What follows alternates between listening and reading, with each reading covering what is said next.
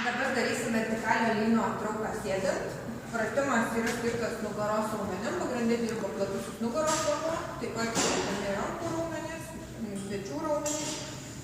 Pratimas atliekamas atsisėdus taip. Reikia pasikelti ant patramą. Kojos pasidėjus būtų status kampas, bet blauzdų iš raumenų. Dar šiek tiek galime pasikelti. Ir atsistojam. Pasiemam rankeną šiek tiek plačiau negu pečių plotis. Sėdam. Ir traukiam link raktikaulų. Turim paliesti raktikaulus. Traukdami išliekam.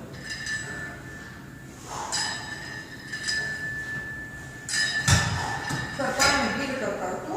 Ir labai svarbu yra neišviesti nugaros, nesusikūprinti ir pėdomis remtis į žemę. Taip, pasiemam.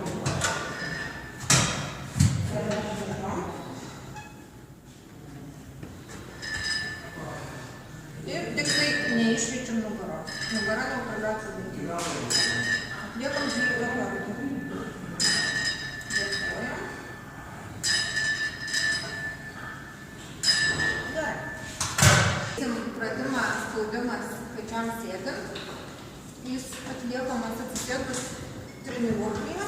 Galima pasireguliuoti aukštį. Rankenos turi būti maždaug ties pečių aukščių. Remiamės kojom į atlošą. Galva taip pat prispausta.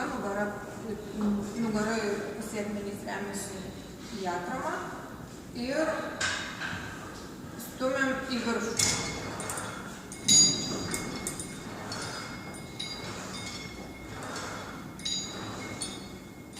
Nepamirštam kvėpuoti, stumdami į viršų iškvėpą ir stengiamės neiškviesti nugaros bei remtis pėdom į atrą.